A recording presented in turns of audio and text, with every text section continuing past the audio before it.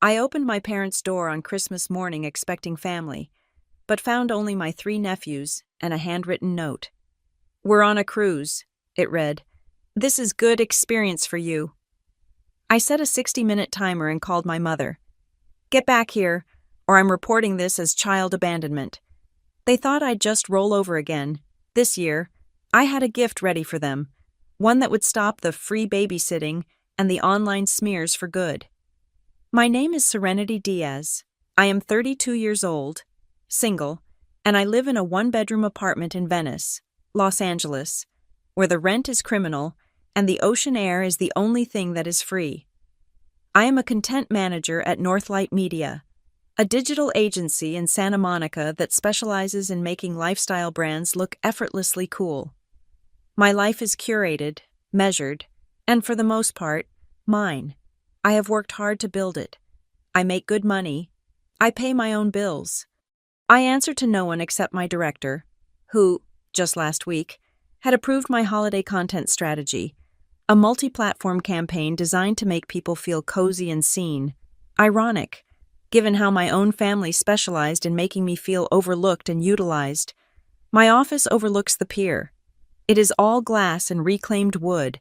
My apartment is filled with plants I have not killed and books I have actually read. I am, by all measurable standards of coastal millennial life, successful. I am also, by the standards of my family, a failure, not because I am unsuccessful, but because I am unburdened. I have no mortgage, no husband, and most critically, no children. This makes me, in their eyes, the designated default, the permanent on-call. My family unit is, on the surface, the picture of suburban success. My mother, Carol, is a woman who runs on a potent mixture of neighborhood gossip and perceived slights. My father, Thomas, is her enabler, a man who believes peace is synonymous with silence, specifically his own. Then there is my older sister, Lydia, and her husband, Evan, Lydia, who achieved the family trifecta marriage, home ownership, and immediate procreation. They produced, in rapid succession, my 3 nephews, Mason, who is 11 and entering that sullen preteen phase where every conversation is a negotiation, Caleb, who is 8 and a walking explosion of energy and noise, and Owen, the 4-year-old, the accidental finale, and the one who still possesses that toddler charm that makes you forget he just smeared yogurt on your suede jacket. They are good kids. They are not the problem. The problem is the assumption, held by all 4 adults in their lives, that my time, my energy, and my child-free status are a communal resource. This assumption was not whispered. It was declared. I am the free childcare. This title was bestowed upon me somewhere around Mason's 3rd birthday and has been reinforced at every subsequent gathering. Thanksgiving, while Lydia and Evan relaxed after their stressful drive from 30 minutes away, I was the one managing the kids' table in the garage, missing the adult conversation, the hot food, and the good wine. Easter, I spent 4 consecutive Easters not finding eggs, but monitoring the dyeing station. My hands stained purple for days, ensuring Owen did not drink the vinegar water. My cousin's wedding last year was the low point.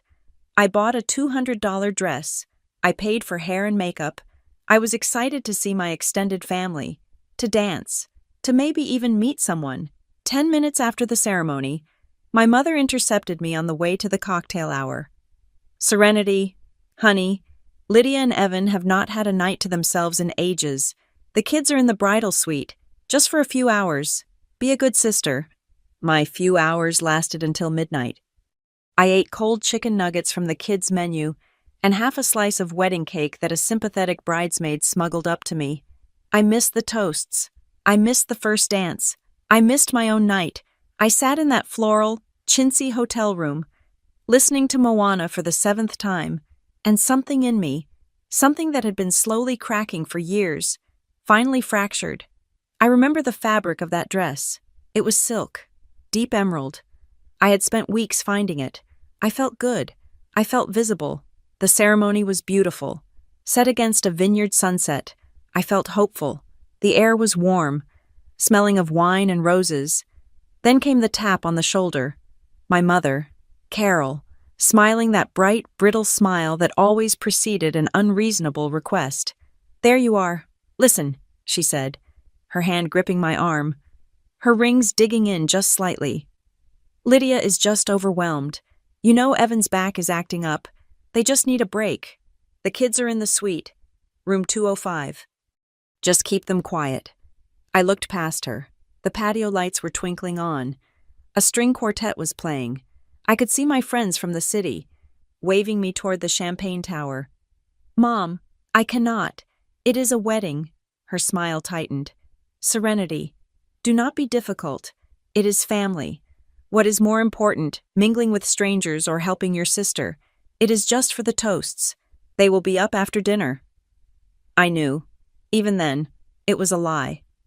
Just for the toasts became just until the cake cutting, which became, they are having so much fun dancing, just let them have this. I found myself in room 205, a beige room smelling faintly of industrial cleaner. Mason and Caleb were immediately locked in a battle over the Nintendo Switch. Owen, then only 3, was terrified of the unfamiliar room and screamed until I found Paw Patrol on the hotel television. I ordered room service chicken nuggets, which arrived an hour later, lukewarm and tasting of freezer burn. I sat on the scratchy polyester bedspread, my beautiful emerald dress hiked up, my makeup setting in the dry air. I heard the muffled bass of the party below. I heard the laughter. I heard the clinking of glasses. At 11:30, I texted Lydia, "Are you coming? Owen is asleep on the floor." No reply. At midnight, I called, straight to voicemail. I packed all 3 sleeping children into my own car, violating at least 2 car seat laws, and drove them home myself. While Lydia and Evan, as I learned later, were at the hotel bar doing tequila shots with the groom's cousins, I never got an apology. I just got a text the next day from Lydia. "Thanks for last night, you saved us. Left Owen's blue blanket in your car." So when my phone rang 2 weeks before Christmas, a Tuesday afternoon while I was in the middle of finalizing the holiday content metrics, I was already braced. It was my mother. "Serenity, how is work?" No preamble. She never cared about my work, except as an obstacle to her plans. "It is busy, Mom. We are launching the holiday campaign. What is up?" "Oh, wonderful. Listen. Big news. Your father and I decided to do something special this year. We are taking a cruise the Caribbean, and we are taking Lydia and Evan. Our treat. A real family vacation." My stomach dropped. I knew this tone. This was the "we have made a wonderful plan that requires your unpaid labor" tone. "A cruise, Mom. That is great. When do you leave?" "That is the best part," she chirped. "We leave on Christmas Eve, the 24th. We will be back on the 31st, just in time for New Year's." I waited. The silence stretched. "Mom, what about the kids?" "Well, that is what I'm calling about," she said, as if I were slow. "You will just stay at Lydia's house while we are gone. It will be so fun, a whole week with your nephews. You can really bond." I closed my eyes. I pictured my apartment, my quiet, clean, peaceful apartment. I pictured the campaign launch, the end-of-year reports. Then I pictured Lydia's house, a chaotic temple of sticky surfaces, lost socks, and the constant, piercing soundtrack of cartoon arguments. No, the word was quiet, but it felt solid. "What do you mean, no?" Her voice lost its lilt. "I mean no, Mom. I cannot. I have plans." "Plans? What plans?" "I am going to Joshua Tree with friends for New Year's. I am leaving on the 27th, and I am working up until the 26th. I have a major campaign launch I have to oversee." "Friends." She repeated the word like it was a foreign insult. "You are choosing friends over your family, Joshua Tree. What is in Joshua Tree rocks? You are going to look at rocks instead of helping your sister." "It is not helping, Mom. It is a full-time, 7-day-a-week job that you are trying to assign to me, for free, without asking. I am not available." The switch flipped. The sunny, excited mother was gone, replaced by the martyr. I just do not understand you. Serenity, you are so selfish. You have no idea what it is like. Your sister is exhausted. She has 3 children. 3. You have no responsibilities. None. You just float around Venice, going to your little job, seeing your little friends. This is the one thing we ask of you. The one thing. And you say no. Your father will be so disappointed. He wanted this to be a nice family gift. It is a nice family gift. For the 4 of you, it is not a gift for me. It is a summons. Do not be dramatic. You always do this. You make everything a production. Fine. Do not bother. We will just have to cancel the whole trip. Lydia will be devastated. The kids will be heartbroken. All because you want to go look at rocks. She hung up. The silence in my office was profound. My heart was hammering. I felt the familiar toxic cocktail wash over me: guilt, warring with rage, warring with the desperate, childish need to be liked. I wanted to call her back. I wanted to apologize. I wanted to say, "Fine, I will do it." But the memory of the cold chicken nuggets in that beige hotel room stopped me. 2 days later, my father called, the peacekeeper, the good cop. "Sari," he started, using the childhood nickname that always made me soften. "How is my girl?" "Hi, Dad. I am okay. How are you?" "Well, your mother is all worked up. You know, she just wanted everyone to be happy. She was happy, Dad. I was the one who was supposed to be miserable." He sighed. A long, weary sound I knew well. It was the sound of a man who had chosen domestic tranquility over basic fairness decades ago. "Look, it was a misunderstanding. The cruise is still on. We figured something else out for the kids. A sitter. It is all handled." I waited. I knew it was not. "But," he continued, "it is still Christmas Eve. We are leaving for the airport in the afternoon. But your mother really wants to see you. Just come over in the morning, 10 o'clock. We will open presents, have some coffee, just the 5 of us. Lydia and the kids will be there. Then you can go. No strings, no babysitting. I promise. Dad, I do not know. Please, Sari, for me, it is Christmas. I just want to see my girls together before we go. Just an hour. 10 o'clock. Open presents. And you are out. No one will ask you to watch anyone. I give you my word." His voice was so reasonable, so calm. This was the trap I always fell into. The reasonable request that masked the unreasonable expectation. But something was different this time. After the wedding incident, I had started therapy. My therapist, a no-nonsense woman named Dr. Kova, had been drilling one concept into me for months. Boundaries are nothing without consequences, and trust is earned, not owed. "Okay, Dad. 1 hour, just presents." "Great, that is great. We will see you at 10 on the 24th. "Okay, love you, Dad." "Love you too, kiddo." He hung up. I sat there for a moment. Then, I opened my phone. My thumb hovered over my call log. I pulled up my father's contact. This year, after a particularly nasty fight where Lydia and my mother had teamed up to insist I had offered to pay for a vacation rental, I had merely forwarded them a link to. I had downloaded a call recording app. It felt slimy. It felt paranoid. It felt, as my mother would say, dramatic. But I had been gaslit one too many times. I had been told my memory was wrong, that I was misinterpreting, that I was too sensitive for so long that I had started to believe it. The recordings were my anchor.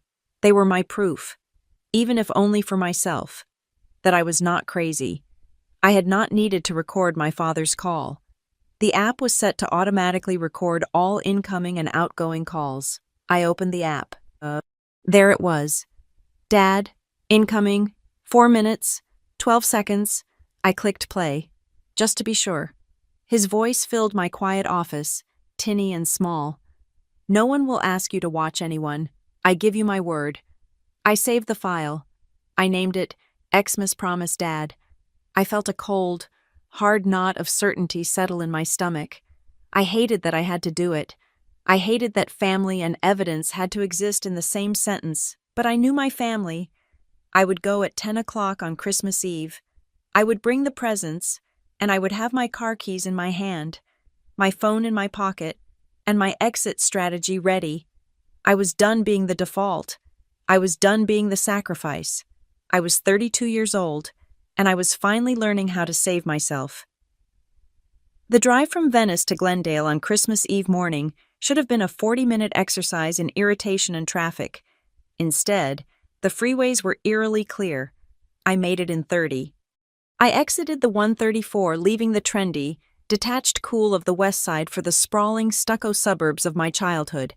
The air felt different here, denser, weighed down by expectation. I had my father's promise on repeat in my head. A flimsy shield. Just an hour, Sari, no strings, but the tension in my shoulders, a familiar ache, told me not to trust it. I had the gifts in the trunk, a coding kit for Mason, a high-end art set for Caleb, a ridiculously oversized stuffed bear for Owen. I had my outfit planned for the drive to Joshua Tree on the 27th. I had my life organized. I turned onto their street. It was 10 a.m. Exactly. The first sign was the silence. The second, and more damning, sign was the driveway. It was completely, shockingly empty.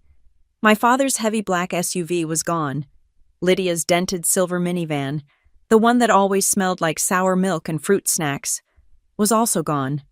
A cold, hollow feeling opened in my stomach. This was not the setup for a 1-hour gift exchange. This was the setup for an ambush. I parked my clean, quiet hybrid behind the space where the minivan should have been. I grabbed my purse, leaving the gifts in the trunk. I walked up the familiar concrete path. Before I could even get my key out, the front door was pulled open. It was Mason, my oldest nephew, 11 years old and already burdened with the weary cynicism of a middle manager. He was in pajamas, his hair smashed flat on one side. He was holding a tablet. "Oh, hey, Aunt Serenity," he said. He did not look surprised. He looked resigned. "Hey, Mace, where is everyone? I thought we were opening presents." He shrugged, a gesture that conveyed years of learned disappointment. "They left. Grandma said you were coming. She said you'd be here all week."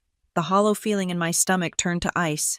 It spread, fast and sharp, up into my chest and down into my fingers. "What do you mean?" "They left. They're gone." "On the cruise? They left before the sun came up." I stepped past him into the foyer. The house was quiet, save for the blare of a cartoon from the family room. The tree was on, lights blinking their empty cheer. Caleb and Owen, hearing my voice, padded out of the hallway, both also in pajamas.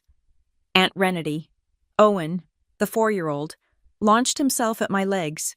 I automatically scooped him up, my body moving on instinct, but my mind was racing. "Hey, buddy!" I walked into the kitchen, Mason and Caleb trailing me, and there it was, on the granite center island, placed squarely where I could not miss it, was a single sheet of my mother's expensive cream-colored stationery. Her looping, aggressive cursive, slanted perfectly to the right, filled the page. "Serenity," it began. "No, dear. We've all gone on the cruise. Your father and I decided Lydia and Evan really deserved a break. Since you are not busy, this works out for everyone. This will be good experience for you." Experience. The word was underlined twice, a deliberate dig. Below that, a bulleted list. A meticulous, infuriating list. Owen naps at 1 p.m. No sugar after 4 p.m. Caleb reading time at 8. He will fight you. He must read. Mason limits screen time to 2 hours. He will lie and say you are wrong. Do not believe him. It went on. The Wi-Fi password. The specific brand of frozen pizza they would eat. The neighbor's number. "Mrs. Gable. For true emergencies only. Do not bother her unless the house is on fire." It was a complete operational manual for a 7-day childcare assignment, an assignment I had explicitly, repeatedly, and forcefully refused. This was not a misunderstanding. This was a conspiracy. My first instinct was to scream. My second was to cry. I did neither. The numbness that settled over me was cold and sharp. It was a tactical calm. I put Owen down. Guys, I need to make a phone call. Can you go watch your show for a few more minutes? Okay, Caleb said, already backing away. Can we have pancakes? In a minute.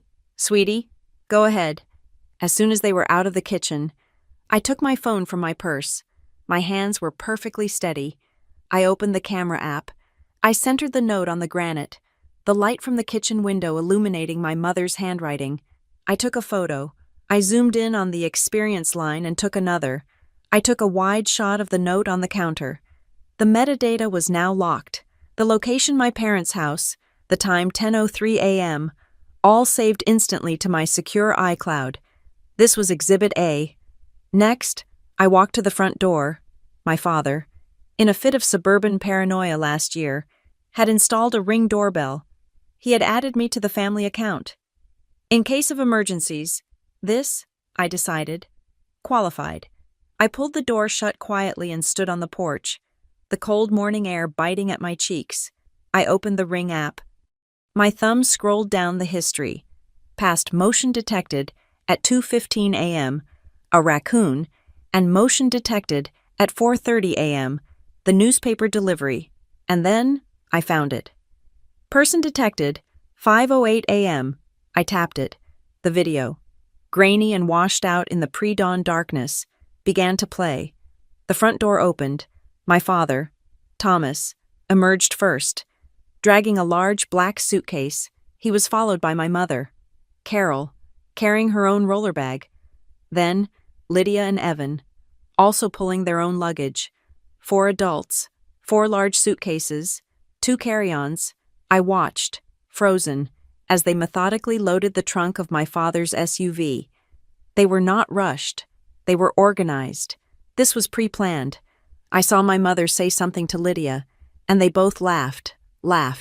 They did not even bother to bring Lydia's minivan, meaning they had all driven here last night, slept here, and left together in one car, leaving the minivan at Lydia's house, a red herring.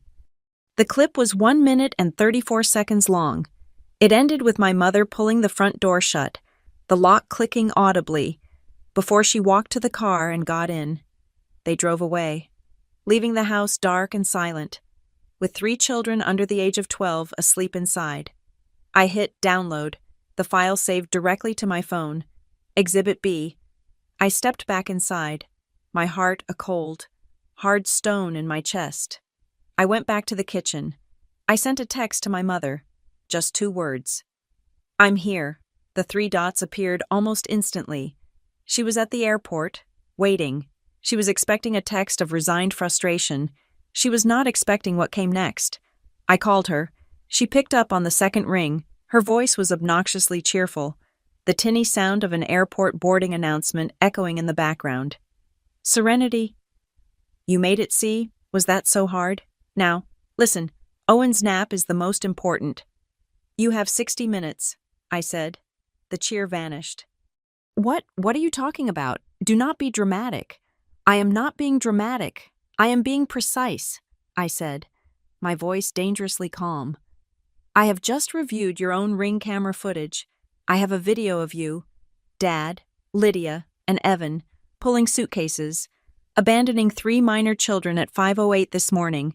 I have your handwritten note demanding I perform a week of unpaid labor that I already refused. You have 60 minutes, 1 hour, to get back to this house. There was a choked sound. We cannot. We are at LAX. We are boarding in 20 minutes. Serenity, you are overreacting. If you are not in that driveway in 60 minutes, I am making 2 calls.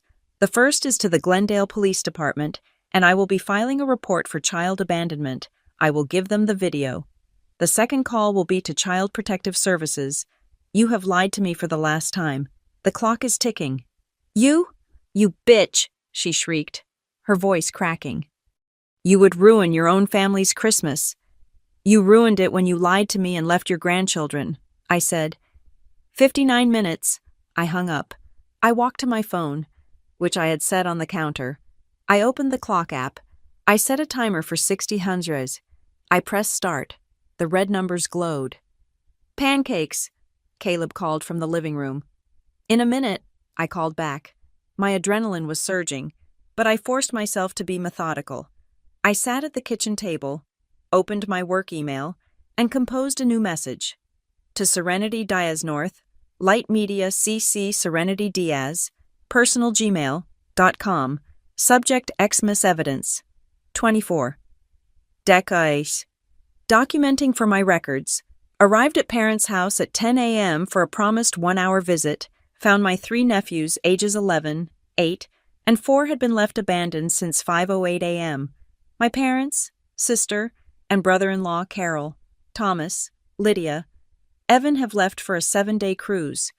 This was done without my knowledge or consent, and against my explicit refusal to provide childcare. I have informed them they have 1 hour to return, or I will be contacting the authorities. The children are safe with me, for now. I attached the photo of the note. I attached the downloaded Ring video. I hit send. It was now time-stamped and saved on a corporate server, outside of my personal accounts. One last check. I opened the Find My app. We were all linked on a family plan, a plan my mother insisted on for safety. I tapped her icon. The blue dot pulsed. Location Los Angeles International Airport. Terminal 4. She was still there. She thought I was bluffing. I took a screenshot. I saved it to the new Xmas Evidence folder on my phone. Aunt Renity, I'm hungry. Owen toddled back into the kitchen, holding his stuffed sloth. I looked at him, his innocent face, and the rage I felt was so pure, so clean. It almost choked me. They had used him. They had used all of them. I took a deep breath. I know, baby, I know. Let me get the pancake mix. I picked him up and balanced him on my hip. I opened the pantry, and I read the back of the pancake box, my voice steady, while I watched the timer on the counter count down. 52 minutes. The timer on the counter showed 10 minutes and 12 seconds remaining. The pancakes were done.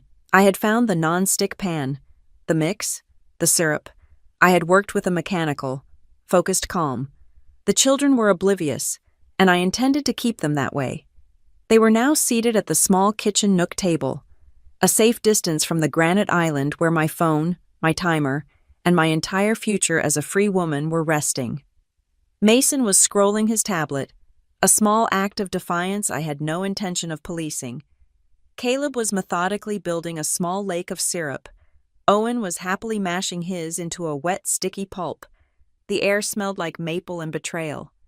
I was sipping a glass of water, my back to the kitchen window, when I saw the flash of black. My father's SUV. It pulled into the driveway, fast, the tires squealing slightly on the concrete. It did not just park, it arrived. It was followed, a second later, by Lydia's silver minivan, which looked like it had been driven through a hailstorm of anger. Okay, guys, I said, my voice preternaturally even. It looks like Grandma and Grandpa are back. Finish up your pancakes. They are back, Mason asked, not looking up from his screen. Weird. The timer on my phone read 09:47. They had made it with 9 minutes and 47 seconds to spare. Car doors slammed, 4 of them, in quick succession. Not the measured thud of a family arriving, but the percussive slam of a SWAT team breaching.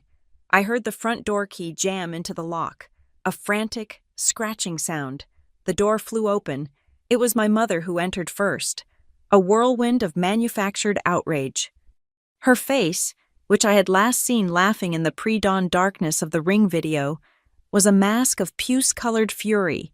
Her airport outfit, a beige cashmere travel set, was already rumpled. You? She shrieked, pointing a finger at me. She did not say hello. She did not ask about the children. She just pointed. You ruined it. You ruined Christmas. Our one vacation, ruined. My father, Thomas, came in behind her, his face a mottled gray. He was holding his phone, presumably where he had been tracking their flight status. Lydia and Evan pushed in after him, their expressions dark and sullen. Evan, my brother-in-law, was already vibrating with a kind of petty, masculine rage. Kids, take your food to the living room, I said, not taking my eyes off my mother. The TV is on, but Mason started. Now, they went. They knew that tone. I heard their feet padding away, the sound of the cartoon volume rising. I was alone with the four of them in the foyer. The timer on the counter was still ticking down. An audible click, click, click. Mom, you are yelling, I said. I am yelling, she sputtered. You threatened me. You threatened your own mother. You called me a criminal over a simple It was not a misunderstanding. Mom, it was a plan. This is unbelievable, Lydia spat, stepping forward. She was still wearing her Ugg boots. You are such a drama queen. Serenity. You always have to make everything about you. We were doing something nice for Mom and Dad, and you have to pull this stunt. A stunt, I repeated. Leaving your 3 children alone in a house for 5 hours, with a plan to be gone for 7 days, is a stunt.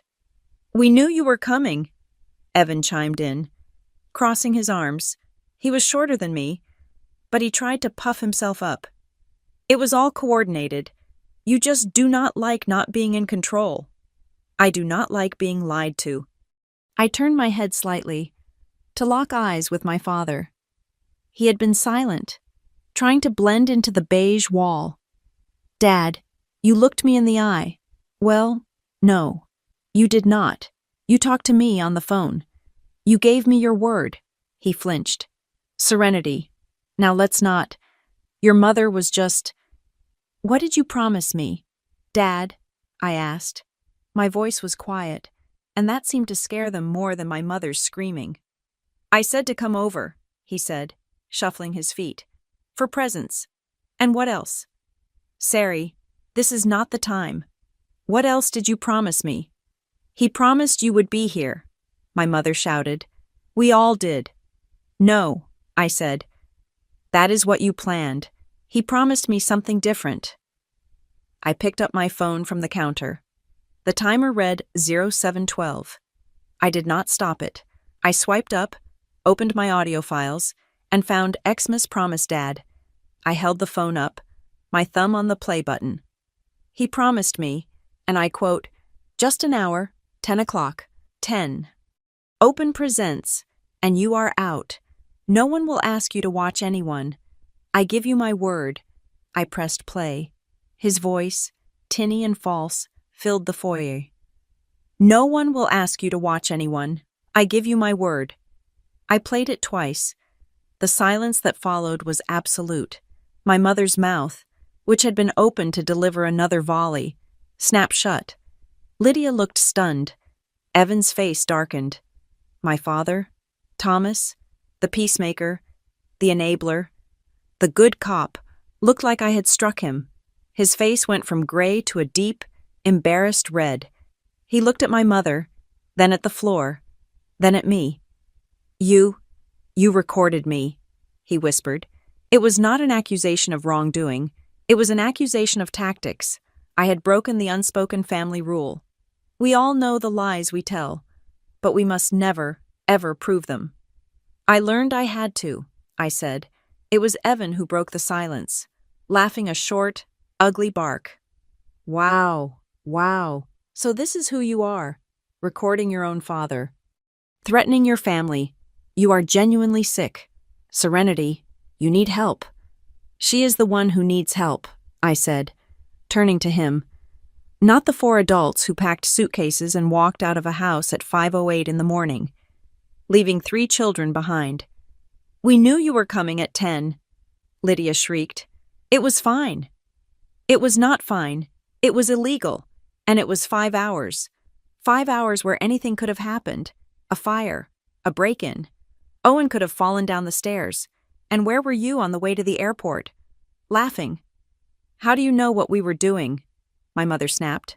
I pointed, very deliberately, past her head toward the front door. Because I watched the footage from the Ring doorbell. Exhibit B.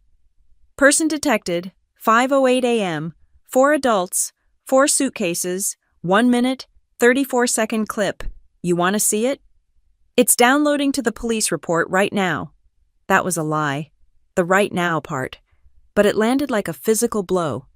Evan took an involuntary step back, Lydia's hand flew to her mouth. My father just closed his eyes. So no, I continued, my voice as cold and hard as the granite counter I was leaning against. I am not threatening my family. Evan, I am presenting facts. You broke a promise. You broke the law. You lied to me. I am done. My father finally found his voice, or at least, his script. He held up his hands, the universal signal of the man trying to calm the hysterical women. Okay, everybody, just calm down. We are all here now. The kids are safe. We are home. We lost the cruise. We are out thousands of dollars. Is that not punishment enough? Serenity, let's all just go inside and talk about this like adults. It was the perfect trap, the appeal to reason, the positioning of me as the punisher and them as the victims, the thousands of dollars guilt trip, the let's talk that really meant, let's sit here for 4 hours until you apologize for having feelings. I looked at him, at the man who had taught me how to ride a bike and then taught me how to swallow his lies to keep his wife happy. Talk like adults, I said, my voice cutting through his performance. An adult would have asked me, an adult would have taken no for an answer, an adult would not have conspired to abandon their children as a negotiating tactic. You do not get to talk like adults when you have acted like criminals. I pushed off the counters. I grabbed my purse. I grabbed my car keys. What? What are you doing? My mother asked. Her voice was small now. The fury was gone, replaced by the dawning, terrifying realization that the script had changed. I am leaving, I said. I walked past them, toward the door. I came for a 1-hour gift exchange, as promised. I am late. You are leaving, Lydia cried, her voice rising to a wail. You are leaving now, after you did all this. You are just going to leave us with the kids. It is Christmas Eve. The irony was so profound, so utterly lacking in self-awareness, that I almost laughed. I stopped at the door and turned. Yes, Lydia, I am leaving you with your children. I am not their mother. I am not their designated babysitter. I am not your employee. I am a person, and I have plans. I opened my purse. I took out the spare key to their house they had insisted I keep for emergencies. I held it up. This, I said, is an emergency. I tossed it onto the entryway table. It landed with a sharp clink. The gifts I bought for Mason, Caleb, and Owen are in the trunk of my car. I am leaving them on the porch. What you do with them is your business. My part is done. I opened the front door. The cold, clear Glendale air hit my face. You ungrateful? My mother's voice was a low hiss, the venom returning. After everything we have done for you, we gave you everything. You cannot be serious, Lydia yelled after me. You are just a selfish, dramatic bitch. I did not turn back. I did not engage. I would not give them the satisfaction of a fight. Not in front of the kids, who I could hear were now quiet in the living room, listening. I walked to my car. My hand was shaking so badly I could barely get the key in the trunk lock. I pulled out the 3 brightly wrapped presents. I walked back, set them gently on the porch, well away from the door. I got into my driver's seat. I locked the doors. I started the engine. I did not look at the house. I did not look at their faces, which I could see were now crowded in the window, mouths open, yelling things I could no longer hear. I put the car in reverse. I backed out of the driveway. I put it in drive. I turned the corner at the end of the street. I drove 2 blocks. I pulled over to the curb, and only then did I let myself shake. A full-body tremor, adrenaline and rage and grief, and a terrifying, giddy sense of freedom all rolled into one. My hands were vibrating against the steering wheel. I sat there for a full minute, just breathing, in, out. Then, the shaking began to subside. It receded, like a wave pulling back, leaving behind a cold, hard beach of certainty. I was done. It was over. I picked up my phone. I did not look at the notifications, which I could see were already exploding across the lock screen. I opened my voice memo app. I pressed record. It is 11:02 a.m. Christmas Eve, I said. My voice was hoarse, but steady. I have just left my parents' house. The subjects Carol, Thomas, Lydia, and Evan returned at approximately 10:50 a.m. Following my 1-hour deadline, they confirmed their flight. They confirmed their intent. I presented the audio recording of my father's promise and the visual evidence from the Ring doorbell. They reacted poorly. I have left the premises. The children are with them. I am safe. End log. I stopped the recording. Then, and only then, did I look at the text messages. Mom, you have destroyed this family. I will never forgive you for this. Lydia. Tell your friends in Joshua Tree. I hope they enjoy the company of a sociopath. Dad. Serenity, please just come back. We can fix this. This is not you. Evan. You're a psycho. You need to be locked up. Do not ever contact my children again. There were more. 12, then 24, a barrage of digital venom. I calmly took screenshots of every single one. Then I saved each screenshot to my XMAS evidence folder. I opened my messaging settings. I muted my family group chat. I muted Carol. I muted Thomas. I muted Lydia. I muted Evan. The silence in my car was beautiful. I put the car in drive.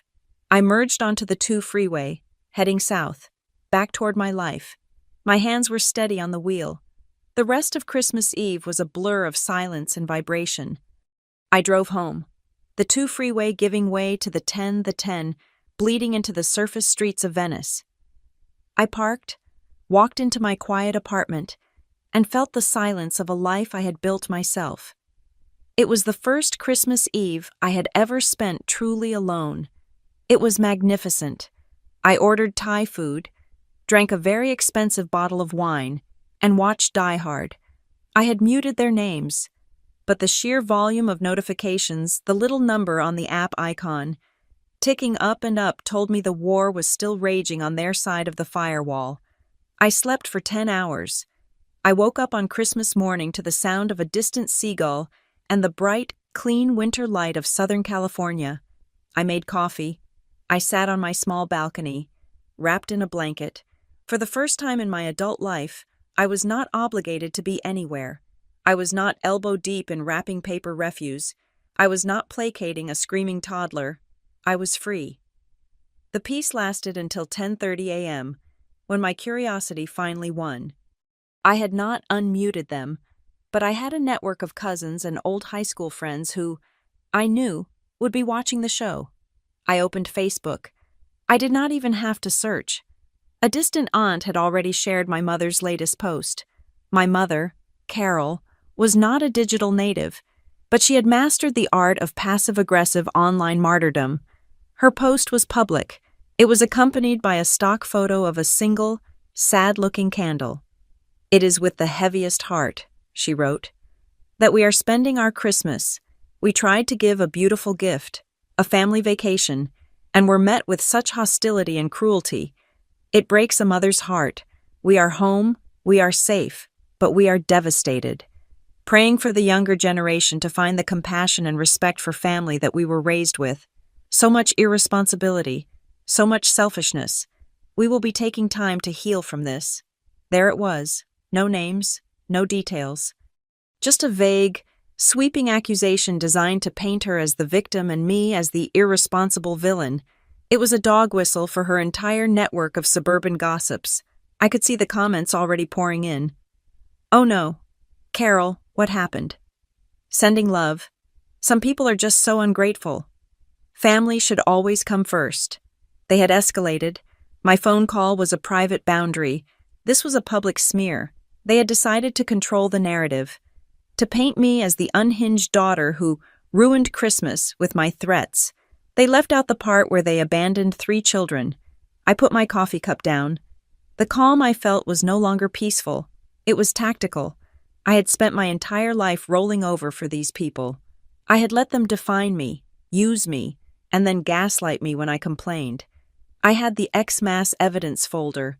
I had the recordings. I had the Ring video. I had the note. I was a content manager. I understood narratives, and I was about to deploy one. I went to my laptop, I opened a new status update. I set the audience to public. In response to the vague accusations being made about my irresponsibility this Christmas, I began. I feel I am left with no choice but to provide a clear and factual timeline of events. I do not enjoy this, but I will not be publicly slandered. I wrote it all out, coldly, methodically. On December 24th, at 10 a.m., I arrived at my parents' home for a 1-hour gift exchange, which had been promised to me by my father. A promise, I have on tape, that would involve no babysitting. Upon arrival, I found the house empty of adults and occupied only by my 3 minor nephews. Their parents and my parents had left for the airport at 5:08 a.m., leaving the children alone for nearly 5 hours. I was left a handwritten note, not asking, but telling me I would be their childcare for the next 7 days, a job I had previously and explicitly refused. I gave my family a 1-hour deadline to return and take responsibility for their children, or I would be forced to contact the authorities regarding child abandonment. They returned with 9 minutes to spare. Then, I attached the evidence. I attached the clear, crisp photo of my mother's handwritten note. I attached a screenshot of the call log with my father, time-stamped, next to a typed-out, accurate quote of his promise. I attached the 1-minute, 34-second Ring doorbell video, the 5:08 a.m. timestamp clearly visible, the 4 adults, the 4 suitcases, the click of the door locking, leaving an empty house. I finished the post. I did not ruin Christmas. I enforced a boundary. I refused to be lied to and manipulated into a week of uncompensated labor. The assumption that any family member, particularly a child-free one, is a default and free babysitter is toxic. What my family did was not just selfish, it was dangerous, and it was illegal. I will not be discussing this further, as the evidence speaks for itself. I did not name the children. I did not include their ages. I redacted the street address from the Ring video. This was not about them. It was about the adults. I hit post. I closed my laptop. I went and took a shower. When I came back out, my phone, which I had left on the kitchen counter, looked like it was having a seizure. It was vibrating itself off the charger. My post had not just been shared, it had detonated. It was shared by my cousins, then by their friends, then by local community groups. Glendale moms, LA women. It had broken containment. It was being shared by strangers across the country. The comments were a tidal wave. My God, that video. They laughed. The good experience for you on that note. I am seeing red. I am an aunt, not a free nanny. This, all of this. This is my sister. This is my mother-in-law. Thank you for posting this. I had not just shared a family dispute. I had given a voice and a face to a grievance held by thousands of women. I was the patron saint of the free childcare rebellion. A new notification popped up, a direct message.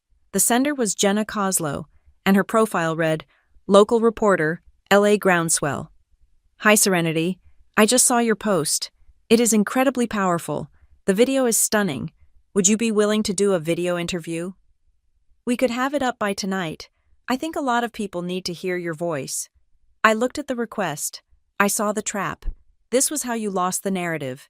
You became a crying, emotional face on a blog. The story would become me, not the facts. I typed back. Jenna, thank you for reaching out. I am declining all on-camera interviews. My voice is the post. The story is not me. It is the evidence.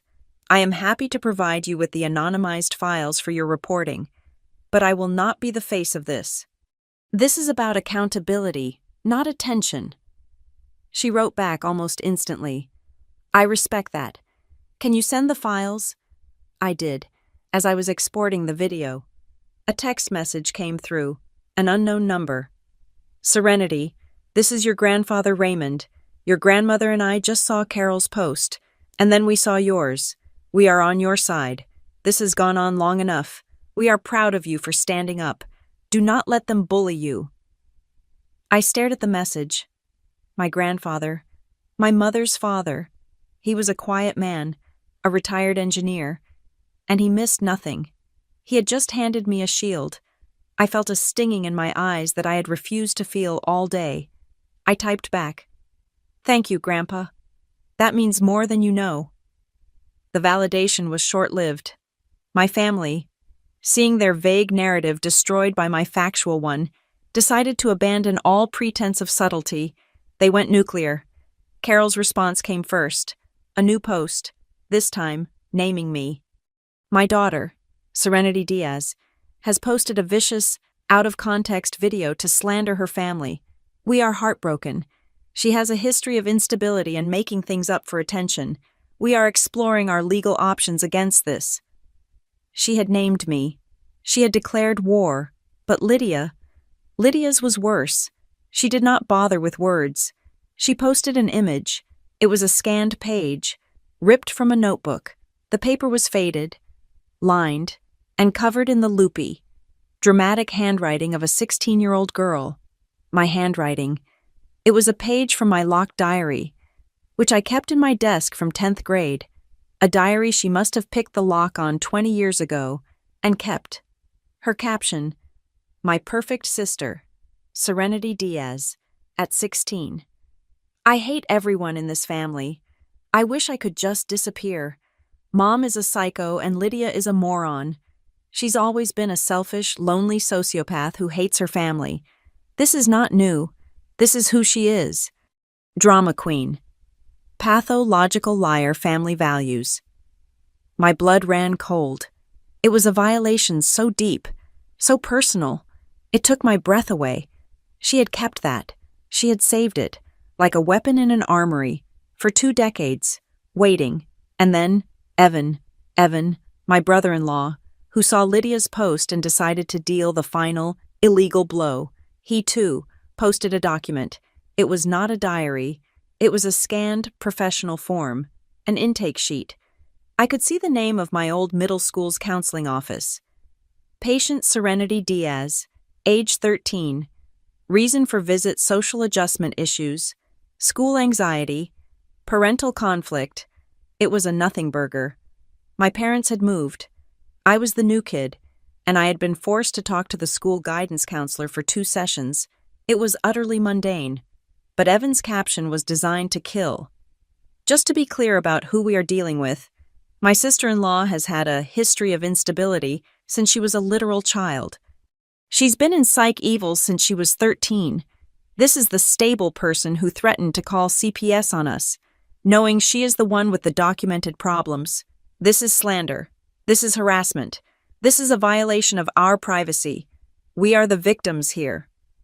He had just posted my private, protected health information from when I was a minor on the public internet. The shaking was back. This was not adrenaline. This was not rage. This was a cold, pure, legal fury. This was not a family dispute anymore. This was a crime. I did not reply. I did not comment. I did not engage. I set my phone to Do Not Disturb. I made my Facebook, my Instagram, and my Twitter accounts private. I methodically screenshotted Carol's post, Lydia's post, Evan's post. I screenshotted the hundreds of new comments, the ones now calling me psycho, unstable, and crazy. I saved them, one by one, into the Xmas evidence folder. I went to my Facebook settings and clicked Download your information. I started a full archive, every post, every comment, every message. This was no longer a battle they could win with volume or public opinion. They had handed me the gun, the bullet, and pulled the trigger on themselves. I picked up my phone. I opened the text from my grandfather. "Grandpa," I typed, "thank you for your support. You mentioned you used a family lawyer for your will, Janelle Hart. Is she good?" His reply came in less than 30 seconds. "She's a shark. Why?" I took a deep breath. Because Evan just posted my private counseling records from when I was 13 on Facebook. I need a shark. A new message. "Call her. Now. Use my name." I found her firm online. Hart Legal Strategies. I called the number. A service picked up. As it was Christmas Day, I left a message. Hello, my name is Serenity Diaz. I am a referral from Raymond. I am in need of immediate legal counsel regarding a multi-part incident of defamation, public slander, and a severe HIPAA and privacy violation by my family. I have a comprehensive folder of digital evidence. I am available to meet at your earliest convenience. My trip to Joshua Tree was canceled. My holiday was over. I opened my laptop, and I began to write a new document. Timeline, PDF. I was going to be my own best witness. I was going to burn them to the ground with the truth. The day after Christmas, December 26th, the city of Los Angeles was pretending to be asleep, but the high-rises of Century City were awake and humming. I was in one of them, on the 34th floor, in the offices of Hart Legal Strategies. The office was all glass, gray marble, and muted, expensive-looking art. There was not a single poinsettia in sight. Janelle Hart was, as my grandfather had promised, a shark. She was in her late 40s, wearing a steel gray suit that probably cost more than my first car. Her hair was pulled back so tightly it looked painful, and her eyes, magnified slightly by sharp, minimalist glasses, did not miss a single detail as I spoke. I did not speak for long. I had learned that professionals like this appreciate efficiency. I sat at her heavy mahogany conference table, opened my laptop, and placed my timeline PDF on the oversized monitor. My name is Serenity Diaz, I said, and this is a comprehensive record of a multi-part harassment and privacy violation. I walked her through it, not emotionally, but as a content manager presenting a project. File A, the note, handwritten, photographed at 10:03 a.m.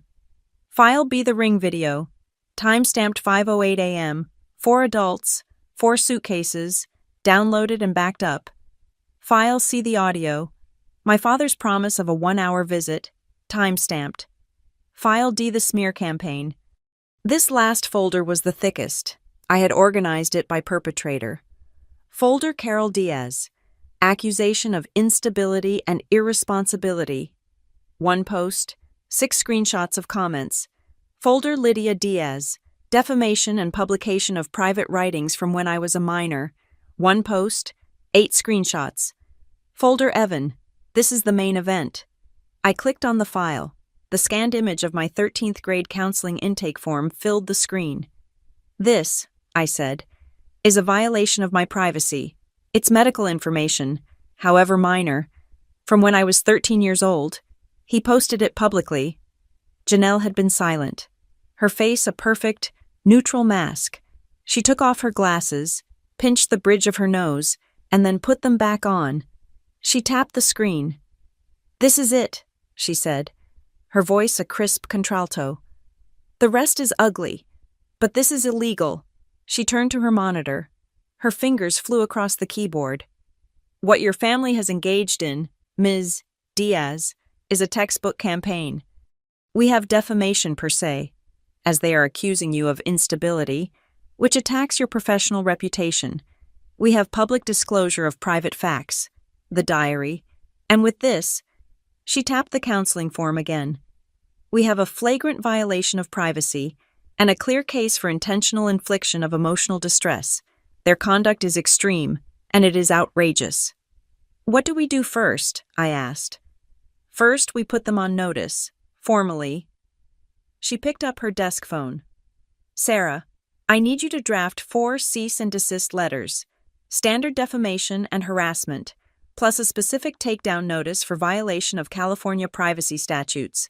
Addressees are Carol Diaz, Thomas Diaz, Lydia Diaz, and Evan. She looked at me. I am sending these via courier, email, and registered mail. They will get them by 5 p.m. today. The letters will state that they have 24 hours to remove all defamatory posts, videos, and private documents related to you, Serenity Diaz, from all public and private platforms. They must also agree, in writing, to permanently cease all contact and all discussion of you. If they fail, we file. They will fail, I said. It was not a guess. It was a character assessment. Good, Janelle said, a thin, dangerous smile touching her lips. I prefer it when they do. It makes my job easier. She charged a $5,000 retainer, which I paid from my savings without blinking. This was not a cost. It was an investment in my future. I was correct. They failed. The 24-hour deadline passed at 5 p.m. on December 27th. Not only had they not removed the posts, they had escalated. Carol posted a new, blurry photo of herself, captioned, "We are being attacked by our own flesh and blood. Sometimes the truth hurts, and some people would rather hire lawyers than face it. We will not be silenced." Lydia, in a fit of spite, posted another, new page from my diary, this one about a boy I had a crush on, with the caption, "See, she's always been obsessive and weird. This is who is threatening us." Evan's post of my counseling record remained, now with over 300 comments of support for him and Lydia. At 5:01 p.m., I forwarded the new screenshots to Janelle. Her reply was a single sentence, "I will see you in court." The next morning, December 28th, Janelle filed the lawsuit. It was a civil suit for damages, citing defamation, invasion of privacy, and intentional infliction of emotional distress. But she did not stop there. "We need to stop the bleeding," she had explained to me over the phone. "This is not about money yet. This is about control. I am also filing for a TRO, a temporary restraining order." A restraining order. The words felt heavy, violent. "Not a stay-away order," she clarified. "Though we may get there, a civil harassment TRO, specifically, a mandate that they cannot, under any circumstances, post about you, message you, tag you, or discuss you publicly online. If they so much as type your name, they will be in contempt of court. The medical record gives us the high ground. The judge will grant it." While the legal machine began to grind, I went back to work. I had a case to build. My timelined PDF was good, but it needed to be perfect, indisputable. I added a new section, Exhibits. Exhibit A, the note, in high resolution. Exhibit B, the ring log, a full printout of the day, showing the 5:08 a.m. departure and my 10:00 a.m. arrival. Exhibit C, the cruise itinerary. I had done a simple search, a 7-day Caribbean cruise, leaving from LAX via a charter flight, departing December 24th. I found the exact one, the Royal Caribbean Monarch. I added screenshots of the flight paths and the ship's schedule. It matched their timeline perfectly.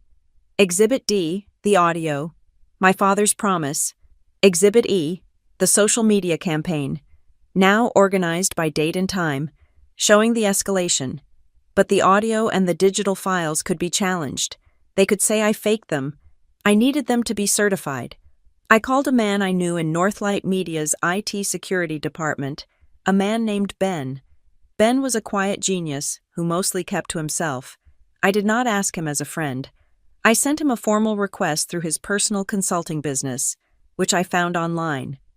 "Ben, I need a professional, notarized certification of metadata for 3 files and audio recording from a call app, a downloaded Ring video, and a series of screenshots. I need you to certify the original creation dates, times, and any associated location data. I will pay your full freelance rate." He replied, "Send the files to my secure server. I'll have the affidavit for you in 2 hours." He did. The final document was beautiful. I, Benjamin L. Shaw, a certified digital forensics expert, do hereby attest that file, Xmas/Promise-Dad, was created on. File, Ring 5:08 a.m. MP4, was downloaded on, without alteration.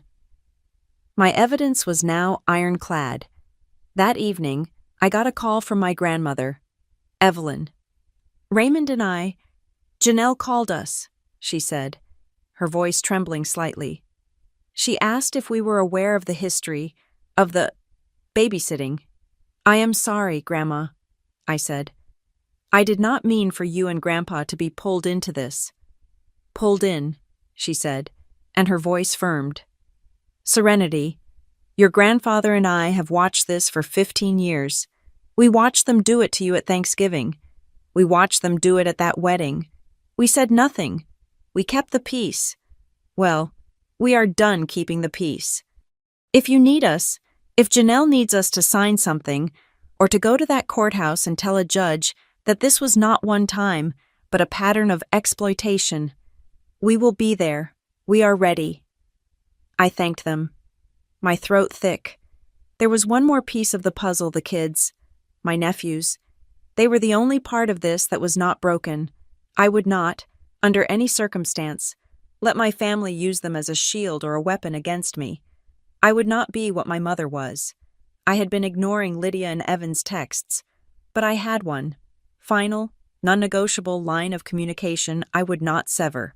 That night, at 7 p.m., our usual Aunt Serenity weekly video call time, I called Mason's iPad. I had bought it for him. It was linked to my account. He picked up, his face a grainy close-up in his dark bedroom. Aunt Serenity. Hey, Maze. How are you? We are... Okay. Mom and Dad are super angry. They are yelling a lot. I know. I am sorry you have to hear that. That has nothing to do with you. You know that, right? This is an adult problem. Yeah, he said, unconvinced. Where are Caleb and Owen? Right here, he said, flipping the camera.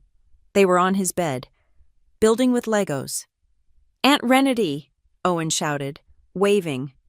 Hey guys, I just wanted to call and say hi, and to tell you I love you, and no matter what you hear, I am not mad at you. I will never be mad at you. Are you mad at Mom? Caleb asked. I paused. I am not mad. I am just making sure that everyone has to follow the rules, including grown-ups. That is all. Now, show me what you are building. I stayed on the line for 20 minutes. We talked about Legos. We talked about school. We did not talk about the cruise, or the lawsuit, or the yelling. I ended the call. I saved a screenshot of their faces. This was my proof that I was maintaining a healthy, non-combative relationship with the children, separate from their parents. I sent the screenshot to Janelle, just for her records. The next day, she called me. The Turo had been granted. The judge had seen the medical file post and had not even waited for a full hearing. My family had 48 hours to scrub their social media of my name, or be in contempt, but that was not why she called. Serenity, she said. Her voice different, tense. I was doing my due diligence, running background for the civil suit. I was looking at Lydia and Evan's financials, trying to see if they have any assets we can target for damages. Okay, I said. Lydia lists herself as a fundraising coordinator for her PTA. That is her primary occupation, correct? Yes, she is obsessed with it, runs the whole thing. The bake sales, the spring gala. Right, the spring gala, Janelle said. And the cruise. You said they were all going on a cruise, a gift from your parents. Yes, that is what my mother said. Well, I was looking at the PTA's public filings. It is a non-profit, so their records are open. They run a charity fund. Their big partner, the one they list as their main corporate sponsor for the gala, is an organization called Harbor Hearts Foundation. I have never heard of it, I said. That is because it does not exist, Janelle said, her voice flat. It is not a registered 501c3. It is not a registered corporation in the state of California. It is a fictitious business name, and I was curious, so I ran a check on who registered that name. I waited, my stomach turning to ice. Your sister, Lydia, registered Harbor Hearts Foundation 2 years ago, and the bank account associated with that foundation, the account she has been funneling sponsorship money into from the PTA. That account just paid $4,600 for 4 tickets on a Royal Caribbean cruise, the one that was scheduled to leave on December 24th. The phone call with Janelle Hart left me numb. I was sitting at my dining table, which now served as my full-time desk, my laptop open to a Northlight Media content strategy doc I had been staring at for an hour without seeing. The words embezzlement, fictitious business name, and wire fraud were echoing in the quiet of my apartment. Lydia had not just lied about a cruise. She had stolen money. She had created a fake charity, Harbor Hearts Foundation, to funnel PTA funds to herself, and then used that stolen money to buy the tickets. The cruise was not a gift from my parents.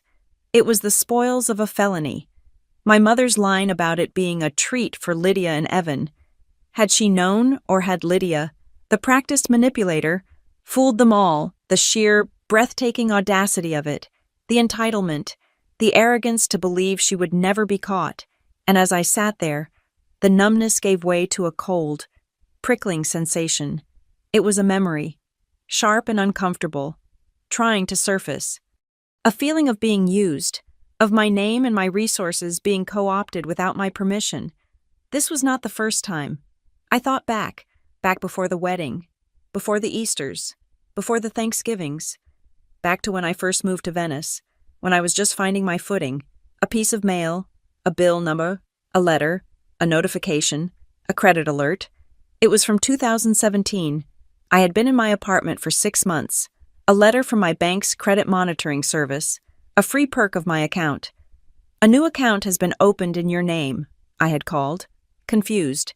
They said it was a cable company. I assumed it was a clerical error, a crossed wire, someone with a similar name. I was busy. I was trying to make my mark at Northlight, and I had, foolishly, let it go when they said the account was in good standing. But now? Harbor Hearts. The scale of Lydia's deceit. My hands were shaking, but I logged into my credit monitoring service. It had been years. I had to reset the password. The two-factor authentication code was slow to arrive. Each second was an agony. Finally, I was in. I ran a new report. I scrolled past my student loans, long since paid off. I scrolled past my credit cards, all with zero balances, and then I found it. Under Closed Accounts. Vericom Cable Services. Account opened June 2017. Account closed August 2018. Address on file 1422 Sycamore Drive, Glendale, CA. Lydia's address. She had used my name. She had used my social security number. She had used me to get her cable and internet. For over a year, she had opened an account in my name with my pristine credit, and then, presumably, closed it when a better promotion came along. The rage that filled me was so pure and so cold, it almost made me sick. This was not just manipulation. This was not just family drama. This was identity theft. I looked at the clock. It was 11:30 a.m. I pulled up the number for Vericom. I knew this would be hell. I navigated the phone tree, my voice a mask of perfect professional calm. Billing. Technical support. Speak to an agent. Hello. Thank you for calling Vericom. My name is Brenda. How can I help you? Hello, Brenda. I am not a current customer. I am calling from the fraud department of my bank. I am looking at a credit report from 2017. I need to get information on a fraudulent account that was opened using my social security number. The lie was smooth. Fraud department got instant results. Oh, okay, ma'am. I can certainly transfer you to our fraud and security team. One moment. More hold music. Then, a new voice. This is Alex, Security and Fraud Division. What is the social security number you are calling about? I gave him my number. I am showing a closed account, opened in June 2017, at 1422 Sycamore Drive in Glendale. This account was opened without my knowledge or consent. I have never lived at that address. I need the primary contact email and phone number associated with the account setup. Ma'am, for privacy reasons, I cannot disclose that information. Alex, I said, my voice dropping. The privacy you are protecting is the privacy of the person who committed a felony against me. I am compiling a legal file. My lawyer will subpoena this, but I am giving you the opportunity to cooperate now. I am not asking for the password. I am asking for the contact email that was used to set up the fraudulent account. A long silence, the clacking of a keyboard. He sighed. I am looking at the original work order from June 12, 2017. The account was set up online. The primary contact email used for setup and billing notifications was ldiazfamilygmail.com. Lydia's email. Her stupid, cutesy family email address. Thank you, Alex, I said, my voice shaking. What is the reference number for this call? I will need it for my report. He gave it to me. I wrote it down. Fraud call log Vericom, Exhibit F. I hung up. I sat there, my world tilting. It was not just the cruise. It was not just the babysitting. It was a long, established pattern of criminal entitlement. My next move was clear. I needed to see what Janelle saw. I went to the Los Angeles County Public Records portal. It was clumsy, a terrible user interface, but I knew how to find things. I searched for the Glendale Unified School District, then for the public filings for its associated PTAs. It took me 20 minutes, and there it was, a PDF of the Spring Gala 2019 program, a scanned copy, badly digitized. I scrolled to the back page. A very special thank you to our generous sponsors. And at the top, in a tacky gold script, the Harbor Hearts Foundation, Gold Star Partner. It was real. She had published it. She had monetized her lie in plain view. This entire time, my mother had been painting me as the villain, the unstable one. But Lydia was a bona fide criminal, and Carol, my mother, where did she fit? I picked up the phone and called my grandfather. Raymond, I said, skipping the pleasantries. It's Serenity, that Harbor Hearts thing. Janelle told me. I found the PTA records online. He was quiet. I am not surprised. Sweetheart, you are a thorough girl. Always were. Did Grandma ever mention it? Did Mom? Another pause. Your grandmother and we have not been to your mother's house for Sunday dinner in 6 months. The yelling, the bragging. We are too old for it. Bragging? I asked. Bragging about what? Oh, everything, he grumbled. Bragging about Lydia's house, Evan's promotion, and the PTA. Yes, she was very proud of the PTA. A cold dread was settling over me. What did she say? Grandpa specifically. It was maybe last spring after that gala. Carol she was glowing, said Lydia was a fundraising genius, said she had a very important friend on the school board who was so impressed. They were just handing her the reins. No red tape, no oversight. They trust her, she said. They know she gets results. No red tape. I felt the last piece of the puzzle click into place. Carol was not just an enabler. She was an accomplice.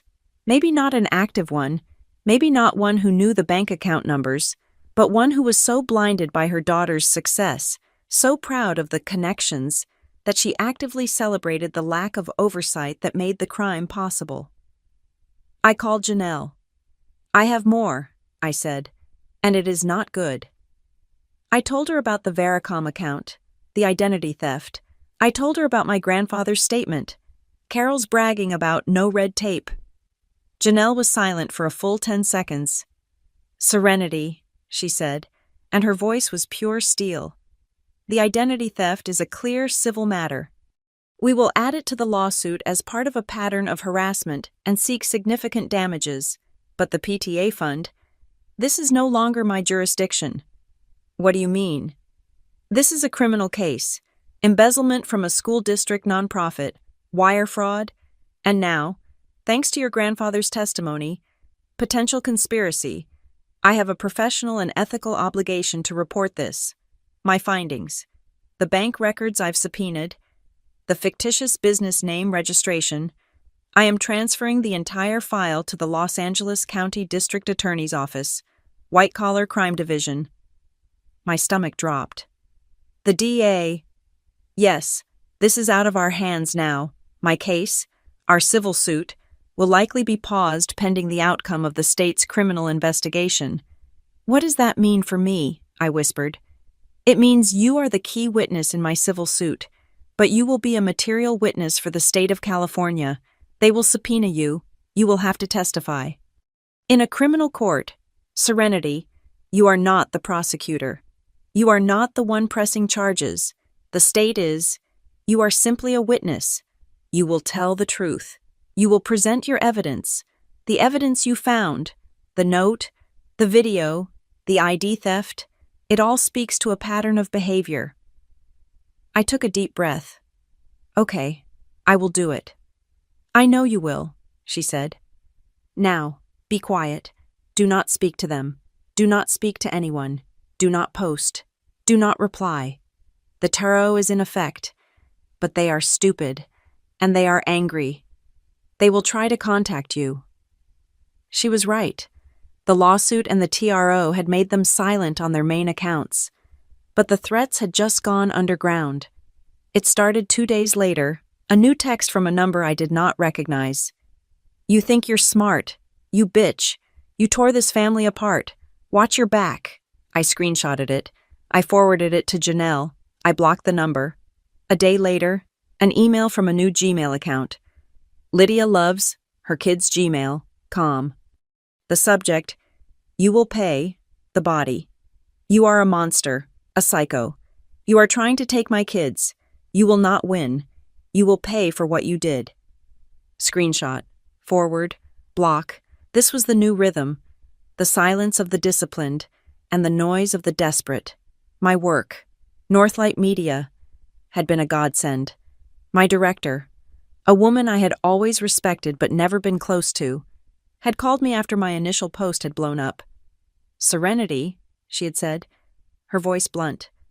I am not going to ask what is going on. I am just going to tell you, you are on full mandatory remote work status until further notice. I do not care if it is a week or a year. I have also forwarded you the confidential link to our corporate counseling service. It is anonymous, and it is on the company's dime. Use it. We are paying you to manage content, not a family crisis. Keep your head down. We will handle the metrics. I had almost cried. A corporation was giving me the safety and support my family never had. So I worked. I sat at my dining table, my back to the window, and I built content strategies. I joined my team's video calls, and in the background, my other life was happening in silence. I had a weekly call with my new therapist. I had daily check-ins with Janelle's office. I continued my weekly FaceTime calls with my nephews, which I recorded, with their knowledge. To save our memories, I was building a fortress, and I was letting my family, and now the district attorney, walk right into the trap my family had set for me. I was not speaking. I was not posting. I was letting the evidence do all the talking. The courtroom in downtown Los Angeles was not grand. It was functional, modern, and painted a pale, institutional green that did nothing to soothe the nerves. It was, however, full. Word of the hearing, fueled by the local reporter's follow-up article on the Christmas childcare story, had drawn a small crowd of local gossips, court watchers, and, I suspected, other women who saw their own lives reflected in my evidence. Janelle and I sat at the plaintiff's table. I wore a simple black dress and a matching blazer. My hair was pulled back. I looked, I hoped, like I was boring, like I was at work, 2 tables away. They sat, Carol, Thomas, Lydia, and Evan. They had a lawyer, a man in a rumpled suit named Mr. Klein, who looked like he was already annoyed to be there. I did not look at them. I had trained myself, in the weeks leading up to this, to focus on a spot on the wall just above the judge's head. Looking at them would engage them. It would make me a daughter and a sister. I was here to be a plaintiff. Mr. Klein went first, arguing against the permanent injunction. His voice was a wheedling whine, designed to elicit sympathy. Your Honor, this is a family tragedy, he began, gesturing expansively. A simple misunderstanding, a holiday plan that went sideways, that has been twisted by the plaintiff for attention.